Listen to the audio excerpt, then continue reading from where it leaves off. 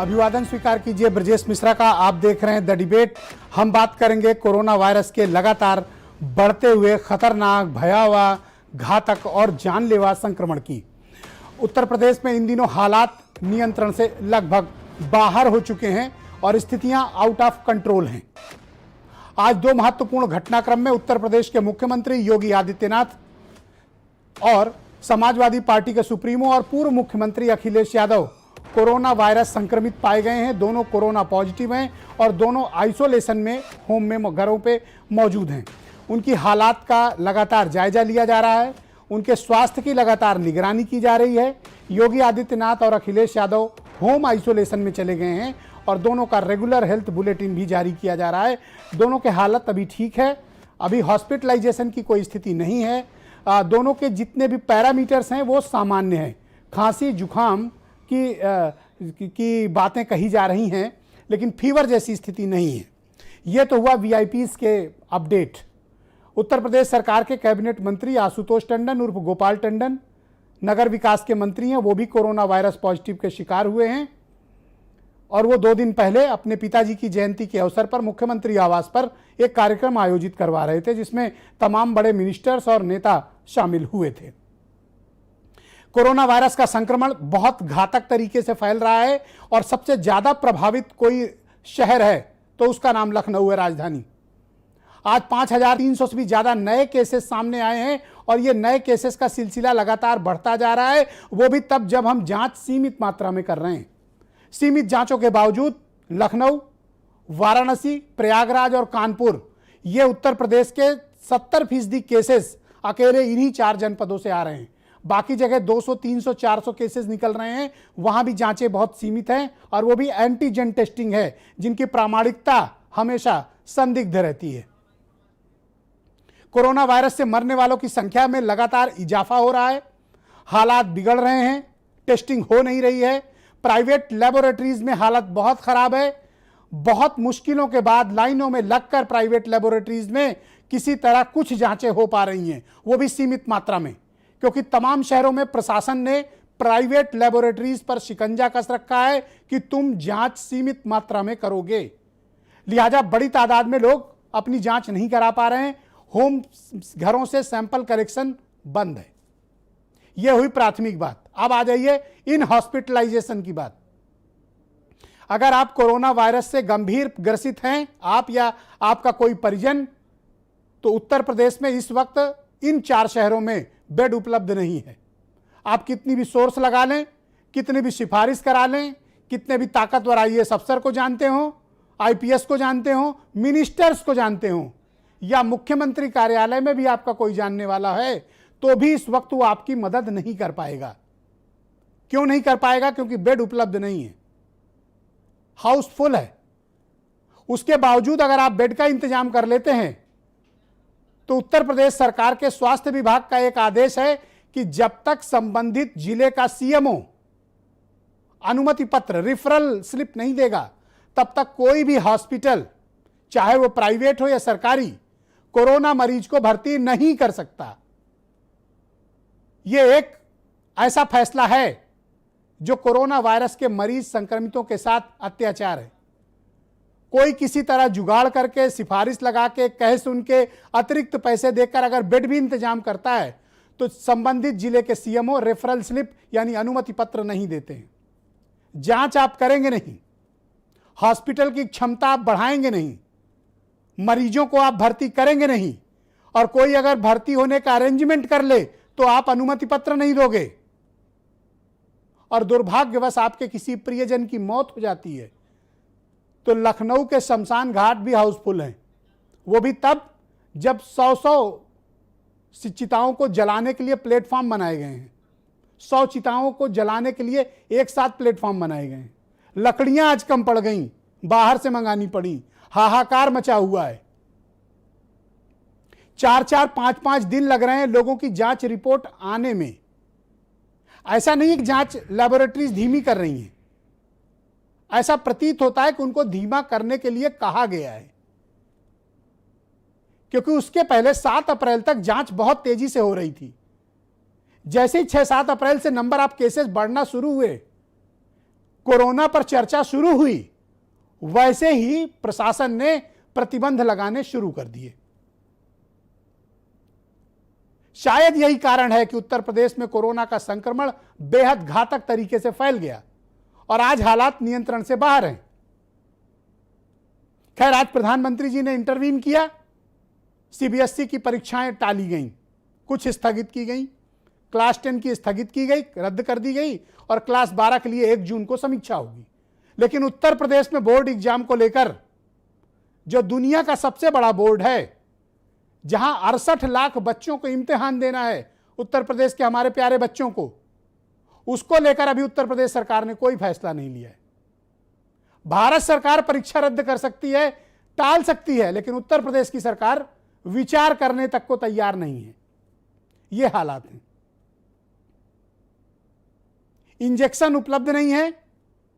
आज सरकारी हवाई जहाज भेजकर कुछ इंजेक्शन मंगवाए गए ताकि जाने कुछ बचाई जा सके। उत्तर प्रदेश के 50 से ज्यादा सीनियर आईएएस ऑफिसर लखनऊ में कोरोना से संक्रमित हैं। कई तो घरों पे तड़प रहे हैं, उनकी जांच तक नहीं हुई है। आईएएस ऑफिसर की जांच नहीं हो रही है, अखबारों में सुर्खियां बनी हुई हैं। मैं आपको डराना नहीं चाहता, हकीकत बताना चाहता हूं कि आपको बचना ही सबसे बड़ा समझदारी है। क्यों? क्योंकि जांच होगी नहीं। क्यों? क्योंकि अगर आप गंभीर हो गए तो भर्ती होंगे नहीं। क्यों सावधानी बरतनी चाहिए? क्योंकि सीएमओ साहब आपको अनुमति पत्र भर्ती होने का देंगे नहीं। अस्पतालों में आईसीयू बेड है नहीं। सोमवार को के पहले दावा किया गया था उत्तर प्रदेश की सरकार की तरफ से कि लखनऊ के भीतर 2000 वेंटिलेटर युक्त आईसीयू बेड उपलब्ध कराई जाएगी। लखनऊ के निजी अस्पतालों में सिर्फ 84 वेंटिलेटर बेड हैं, 84। सरकारी में सब जोड़ लें तो भी 400 से ज्यादा नहीं है, और उसमें भी पहले से क्रिटिकल मरीज भर्ती हैं। तो ये 2000 बेड कौन तैयार करा रहा था? वेंटिलेटर कहां चले गए? प्रश्न तमाम खड़े होते हैं। अधिकारियों की लापरवाही, टीम 11 की अदूरदर्शिता, कोरोना वायरस के डबल म्यूटेंट के प्रति हमारी लापरवाही, जनता को जागरूक न करना, जनता की खुद की लापरवाही, रिसोर्सेज का सही इस्तेमाल न करना और कोरोना से निपटने के लिए सही नीति का न होना आज हमारे समक्ष तबाही के रूप में खड़ा है। और यह कोई सामान्य विपत्ति नहीं है बहनों भाइयों, यह एक महाविपत्ति है जिसने हमारे और आपका जीवन खतरे में डाल दिया है, हमारी नई पीढ़ी का जीवन खतरे में डाल दिया है। क्योंकि अधिकतर लोग जो संक्रमित हो रहे हैं वो 40 से 45 वर्ष के लोग हैं, बच्चे हैं, और जो मृत्यु हो रही है अधिक 45 वर्ष से अधिक लोगों की मृत्यु हो रही है, कामकाजी लोगों की मृत्यु हो रही है।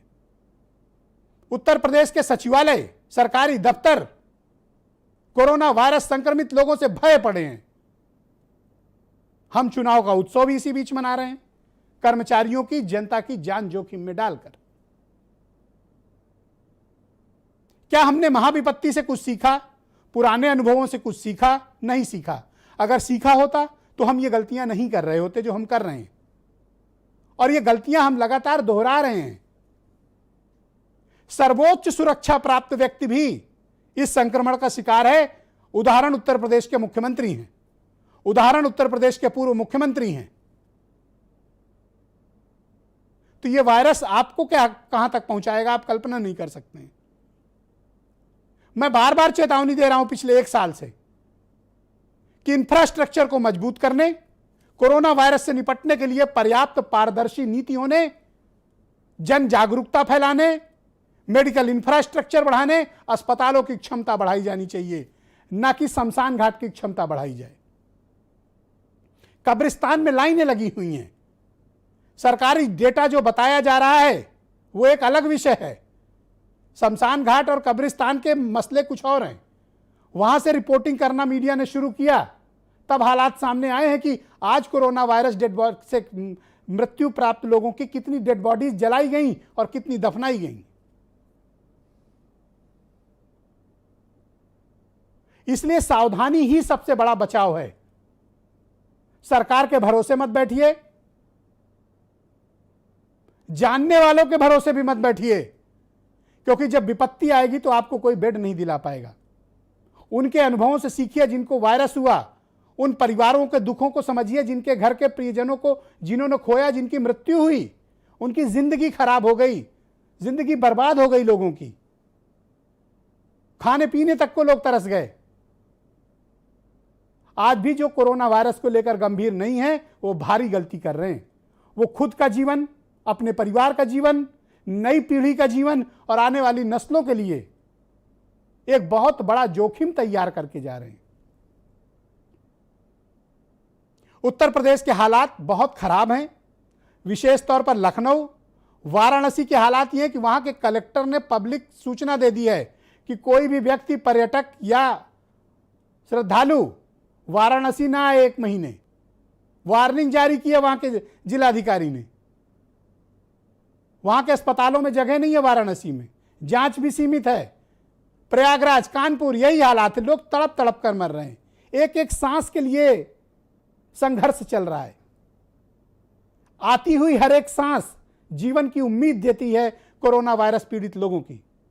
आप कल्पना नहीं कर सकते हैं कि क्या सिहरन होती है, क्या तकलीफ होती है कि आदमी जब चाह के सांस न ले पाए तो उस वक्त की तकलीफ का अंदाजा आप लगाइए, आपकी आंख में आंसू आ जाएगा। यह डराने का उपक्रम नहीं है, यह बताने का उपक्रम है कि सावधानी ही बचाव का सबसे बड़ा माध्यम है। क्योंकि जब विपत्ति आई है तो ना तो हम तैयार हैं, हम मतलब सरकार, ना डिपार्टमेंट तैयार है और ना हमने पिछली गलतियों से सबक लिया है। कुछ बयान सुने, फिर एक बड़ी डिबेट को आगे बढ़ाएंगे।